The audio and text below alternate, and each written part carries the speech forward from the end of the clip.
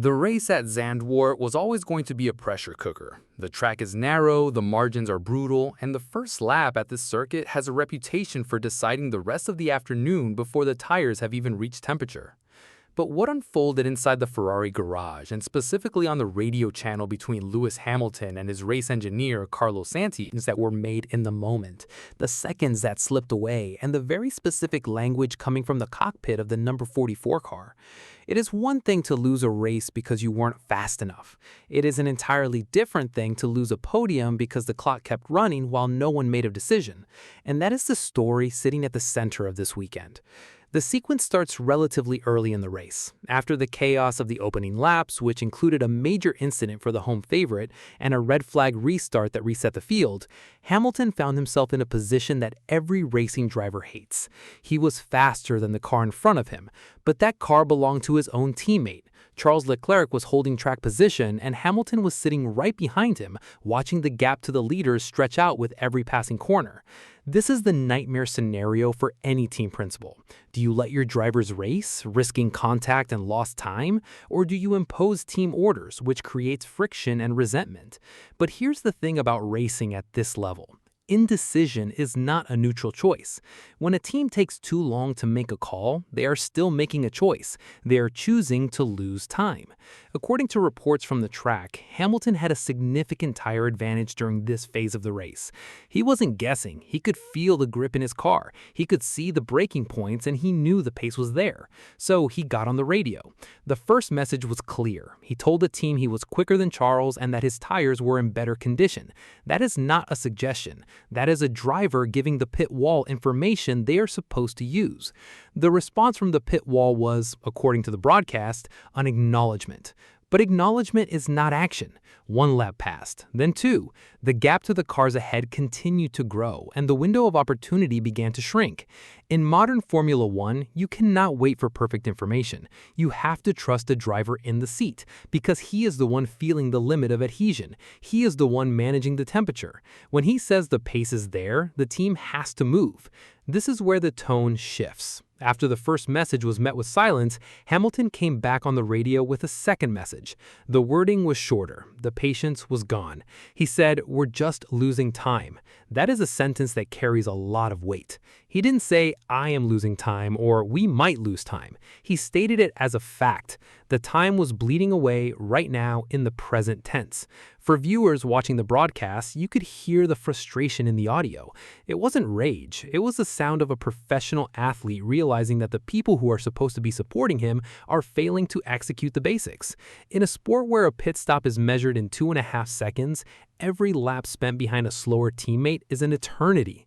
The math is simple. If you are 0.2 faster per lap but stuck behind, you don't gain 0.2, you lose it.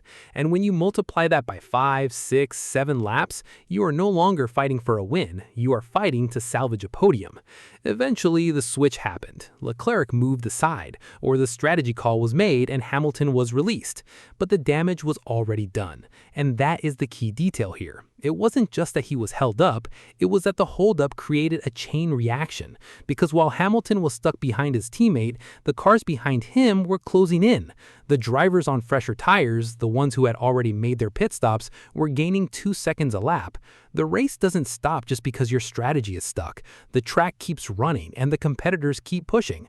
So by the time Hamilton was finally in clear air, the context of the race had changed. He wasn't just racing Leclerc anymore, he was now defending against the cars behind him, and he was doing it on tires that were getting older by the second.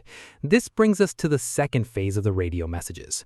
Later in the race, the team kept Hamilton out on the hard tires while the cars behind him were on fresher rubber. From a strategy standpoint, this is sometimes called extending the stint.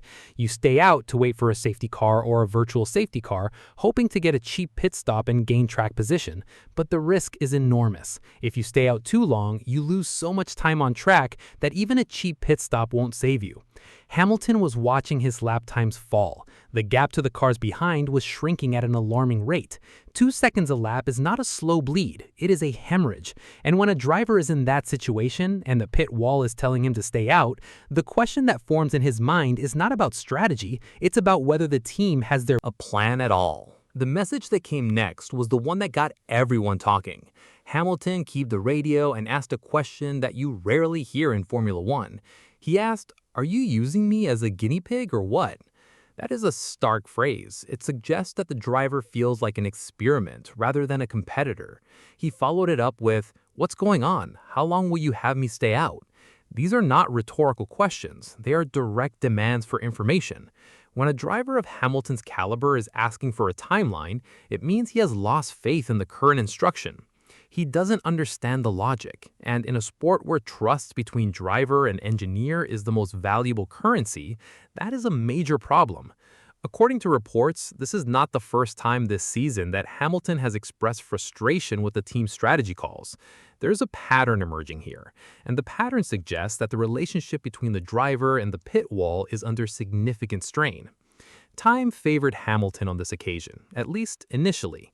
A virtual safety car was deployed shortly after his message, which allowed him to pit and switch to fresh tires without losing as much time as he normally would. This was the moment where the race could have turned around. He was now on better tires, the field was bunched up, and he had a chance to attack. But here is where the story takes another twist. The race didn't cooperate. A second virtual safety car was deployed with just 2 laps remaining. This neutralized the race, which meant the drivers had to slow down, maintain their gaps, and prepare for a restart that never really came with enough time to make a move. For Hamilton, who had been saving his tires for a final assault on the podium, this was the worst possible outcome. The attack he had been planning was taken away by the timing of the safety car. The car ahead of him was George Russell, the Mercedes driver. Russell held on to the final podium place, and the margin at the finish line was incredibly close. We are talking about half a second over the course of a race that lasted over an hour. Half a second is nothing. It is the blink of an eye. It is a fraction of a pit stop. But in the classification, it is the difference between standing on the podium and standing in the garage wondering what went wrong. When Hamilton crossed the line in 4th place, just ahead of Leclerc, the initial reaction from the pit wall was to offer some consolation.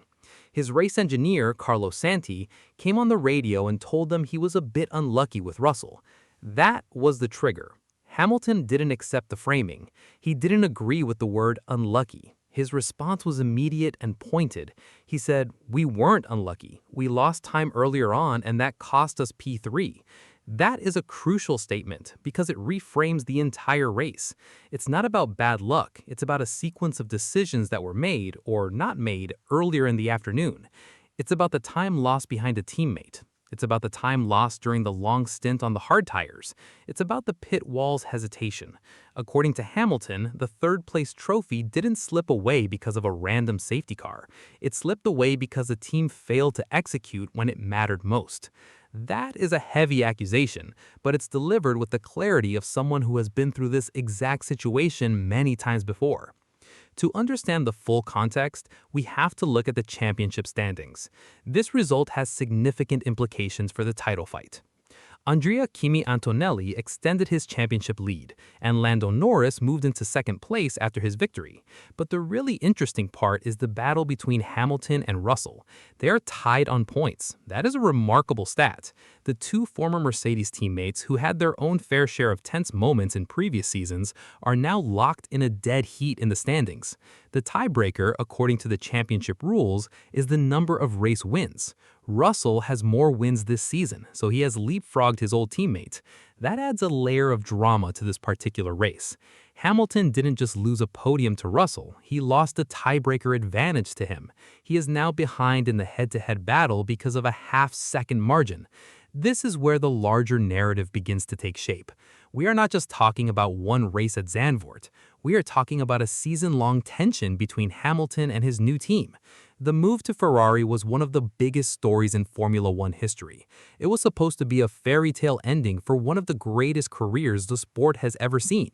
But fairy tales don't account for strategy meetings, radio protocols, and the daily grind of communication.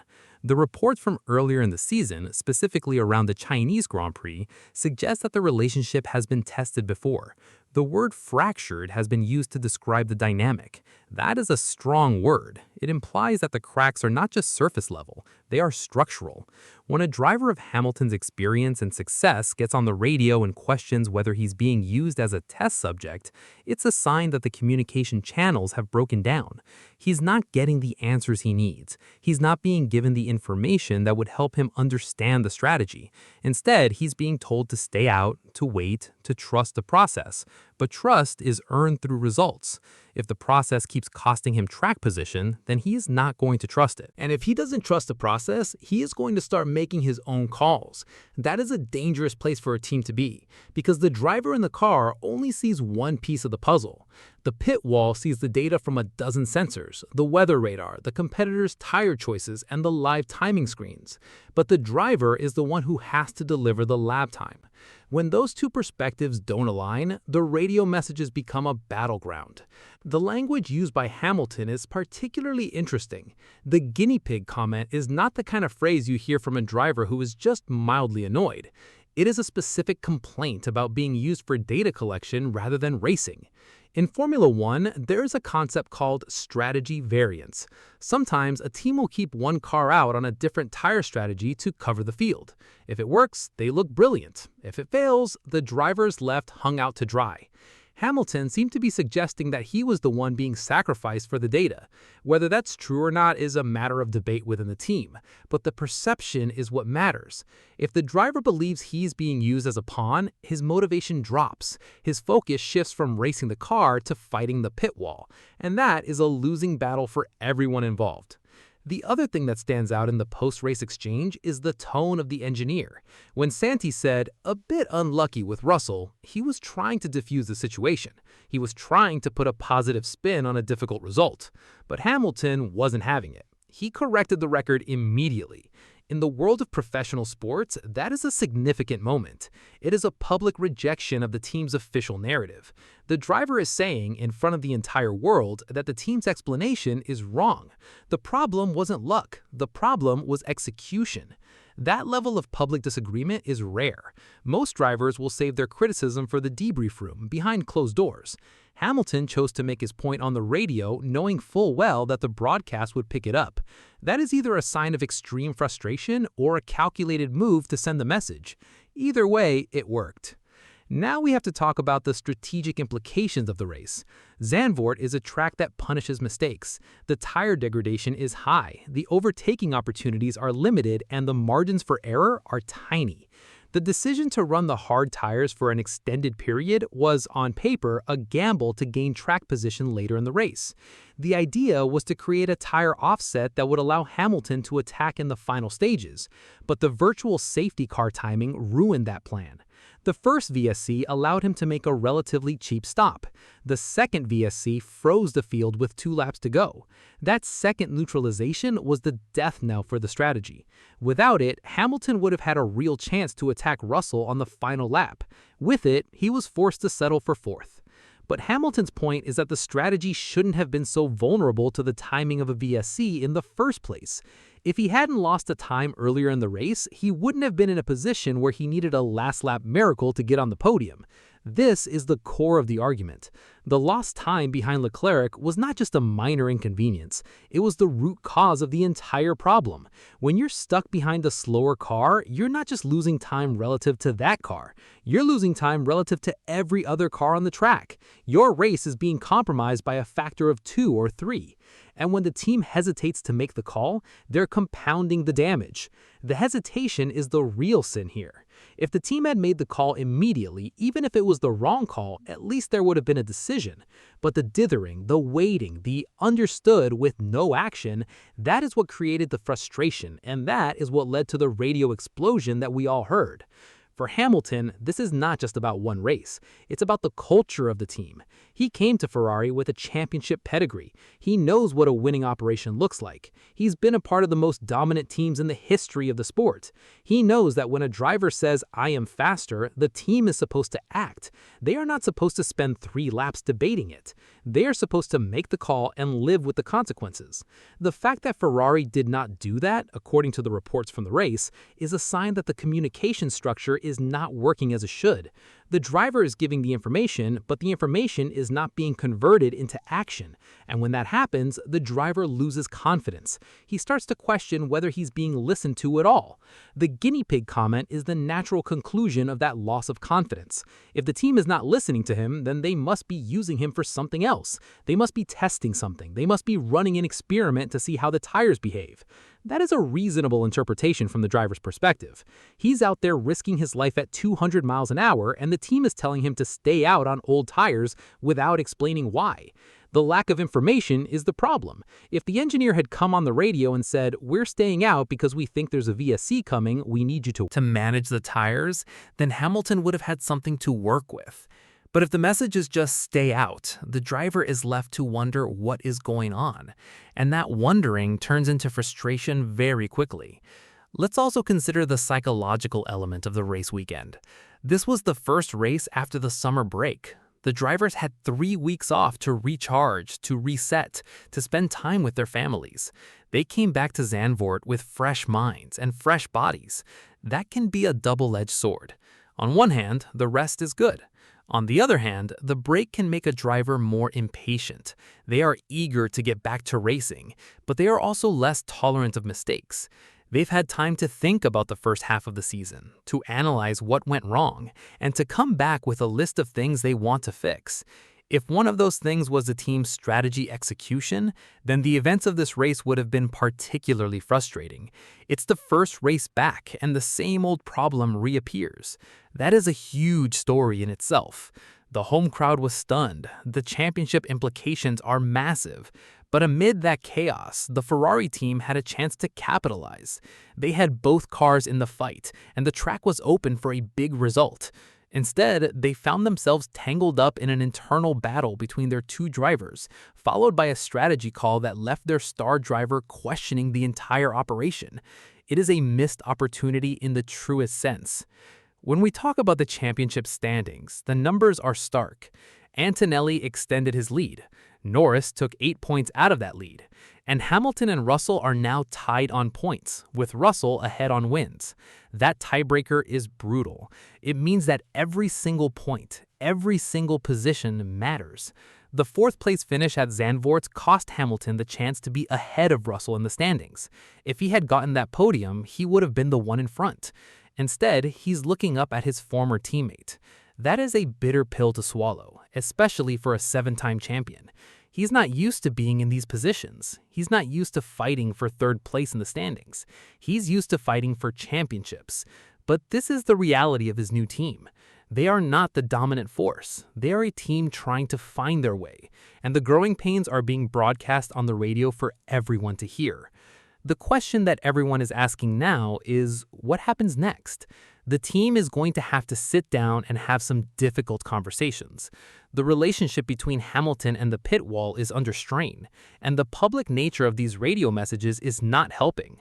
The media is going to pick up on this and run with it. The headlines are already writing themselves. But beyond the media storm, there's a fundamental issue that needs to be resolved.